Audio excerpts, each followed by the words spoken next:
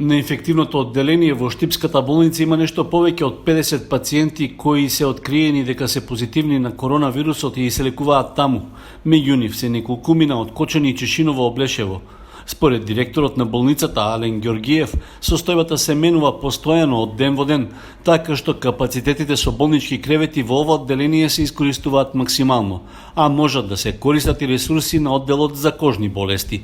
Во моментот на инфективниот оддел во клиничка болница Штип имаме 54 пациенти лежешки кои што се со потврдена корона инфекција. Имаме 6-7 пациенти кои што имаат малку посериозна клиничка слика, захтеваат респираторна поддршка. Останатите се во стабилна клиничка слика.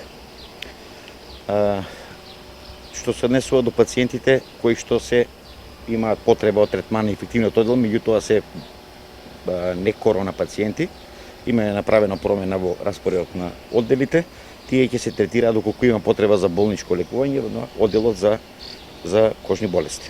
Директорот Ѓоргиев потврди дека Штипската болница ќе бара Министерството за здравство да обезбеди дополнителни капацитети за згрижување на евентуално зголемениот број пациенти со COVID-19. Ќе аплицираме во септември да го добиеме оној модул, оние монтажни бараки со дополнителни лежеи, бидејќи знаете го очекуваме од десен ударот покрај на корона инфекцијата ќе се појават и оние сезонски инфекции, грипот и така натаму, да го зголеме капацитетот на нашата болница. Ќе се трудиме некаде околу 50 кревети да плюс набавиме со тие монтажни бараки. Гледавме каде е најпогодна позицијата тоа да го поставиме, ќе биде веројатно таму над одделот за детски болести. Доколку се случи да дојде нагло голема бројка да ги пополни нашите капацитети, ние во договор со министерот тоа го расчистивме, дека ќе се оди од секој случај кој што има потреба за болнички третман ќе биде преупатуван во друга здравствена установа. Дали тоа ќе биде инфективна клиника, дали 8 септември, дали Козле, дали болницата во Кочани, значи ќе се најде решение за секој оној кој што евентуално би имал потреба од хоспитализација, а во моментот би биле полни нашите капацитети. Меѓутоа ние секојдневно имаме исписи на пациенти, доаѓаат други, така да подлог период сме во таа стабилна бројка над 50, да се надеваме дека тоа нема да се случи. Да искористам приликата уште еден апел да упатам до граѓаните дека работата е сериозна, повторно растат бројките, а заштитата е многу проста. Според Ѓоргиев, засега непознато е дали болницата во Кочани ќе прерасне во нов ковид центар за источниот регион. Не знам дали ќе стане втор ковид центар, ти имаат капацитети, значи имаат интерно одделение, мислам дека имаат еден инфектолог, можат одреден дел од случаевите да преземат, доколку се е потреба, веле се тука блиску да ги делиме пациенти од Свети Николе, така да ние сме во перманентна комуникација и со директорите на тие здравствени установи и со министерот за здравство, се со цел да можеме да успешно да ја менаџираме оваа работа. Се надевам дека ќе ни олеснат граѓаните со почитување на мерките, малку да се стабилизира и да падне оваа бројка на новооткрити случаи, се со цел да можеме успешно да излеземе од оваа ситуација во која што сме. Во изјавата за медиумите, директорот на болницата во Штип додаде дека на инфективното одделение има пациенти од скоро сите градови во источниот регион, но само дел од нив користат кислородна поддршка. Посериозните случаи се препраќаат во соодветните здравствени установи во Скопје. Едно лице загина, а друго е повредено во тешка сообраќајна несреќа што во неделата вечерта се случи на магистралниот пат А3 на делницата меѓу Кочани и Штип.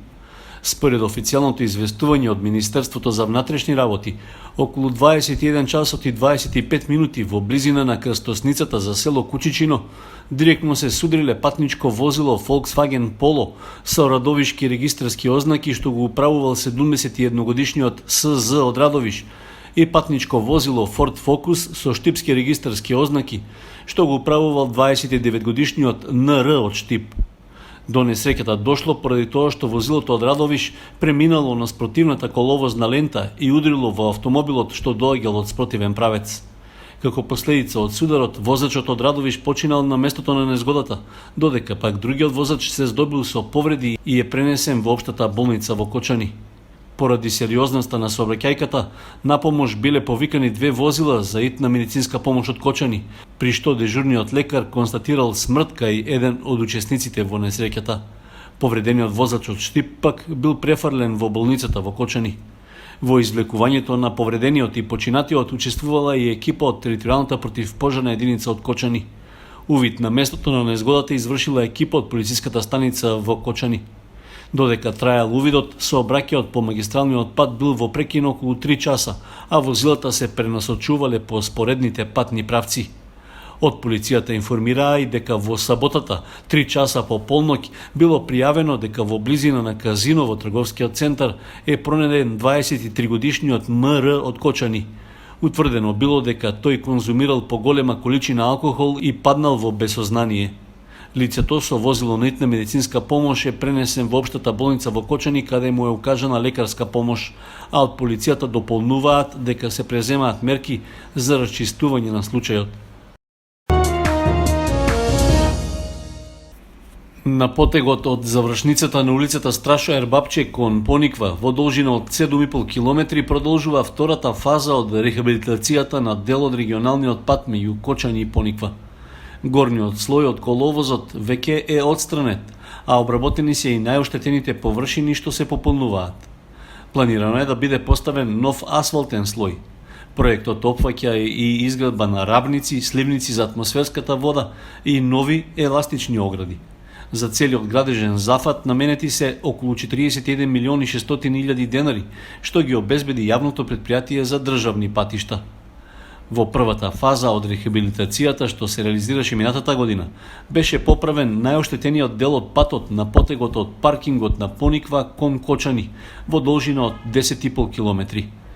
Заедно со овие активности тогаш беа реконструирани и околу 2,5 километри од улицата Страшо Ербапче, од влезот во Кочани до клучката кај селото Бели. Со целосната рехабилитација на патот Кочани Пониква ќе се реши едно од најзначајните инфраструктурни прашања за развој на туризмот, односно обезбедувањето квалитетна сообраќајна поврзаност. Паралелно со овој проект на Пониква се реконструираат и двата ски лифта, се гради планинарски дом и 2 велосипедски патеки од Кочани кон Пониква. Исто така на повидок е и изградба на малата брана на Арамиска чешма, со што ќе се реши водоснабдувањето на туристичкиот комплекс. Од локалната самоуправа на Кочани очекуваат дека со реализацијата на овие проекти ќе се зголемат туристичките потенцијали на Пониква, што треба да придонесе и за побрз економски развој на регионот. Министерството за земјоделство преку Агенцијата за финансиска поддршка во земјоделството и руралниот развој ги потсетува земјоделците дека до 31 јули, односно уште 10 дена трае рокот за поднесување барања за субвенции од програмата за земјоделство во 2020 година.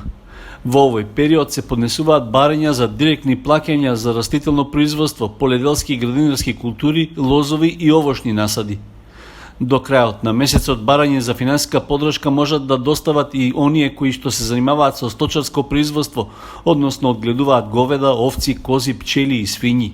Може да се аплицира и за финансиска поддршка за заклани животни во кланица.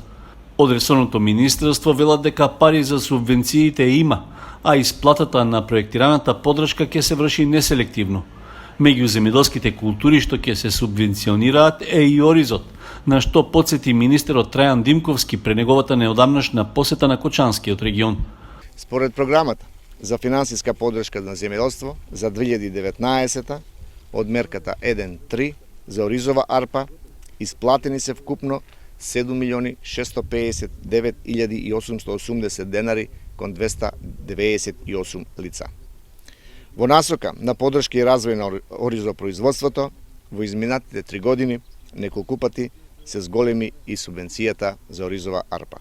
Оваа година висината на директни плаќања за ориз изнесуваат 25.000 денари по хектар, односно 30.000 денари по хектар за земјоделски стопанства со пријавена површина од минимум 5 хектари до максимум 50 хектари, со задолжителна употреба на семенски материјал.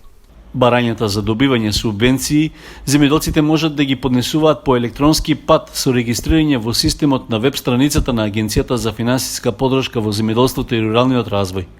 Оние земјоделци кои не знаат сами да поднесат електронско барање или имаат потреба од помош при креирање, можат да се обратат во подрачните единици. При тоа треба да носат заштитна маска и да користат средства за дезинфекција. Министерството апелира пред да ги потпишат поднесените барања земјоделците да проверат дали сите мерки и култури им се впишани во барањата. Ако направиле пропуст или внеле погрешни податоци поради несоодветствување со фактичката состојба, истите барања можат да ги повлечат или да ги изменат во рок од 30 дена од денот на поднесувањето. Министерството подсетува дека отвори дополнителна канцеларија од времен карактер во Облешево, која е комплетно опремена за работа и снабдена со средства за дезинфекција, а за да се спречат вообичаени гужви, изготвени се исписоци според азбучен ред. Спортско-риболовното здружение Кочански рибар во неделата беше домаќин на надпревар во ловење краб со фидер техника, што се реализираше на акумулацијата Градче. На надпреварот учествуваа 29 надпреварувачи од 20 екипи од Кочани, Пробиштип, Велес, Битола и Прилеп. Најуспешен од сите и најголем улов имаше рибарот Јованче Гугаталиев со улов од 22,5 килограми. Второто место му припадна на Дејан Николов со 16,5 килограми, додека Томе Моневски од Кочани го освои третото место со улов на краб од 10,5 килограми. Во текот на надпреварот беа уловени вкупно 131 парче риба со тежина од 376 килограми. Најголем поединечен примерок имаа членовите на тимот Карп Хантерс, чиј краб беше со тежина од 8 килограми и 400 грама. Најмлад учесник на надпреварот беше Никола Ристов, кој од организаторите на надпреварот како награда доби риболовна опрема. Организацијата на надпреварот со свое спонзорство ја помогнаа и неколку фирми од Кочани. Здруженијето Кочански рибар кон крајот на јули ќе биде домаќин на уште еден сличен надпревар. Всушност, од 24 до 26 јули на браната Градче ќе се одржи државниот риболовен надпревар на кој ќе учествуваат 17 екипи од Македонија.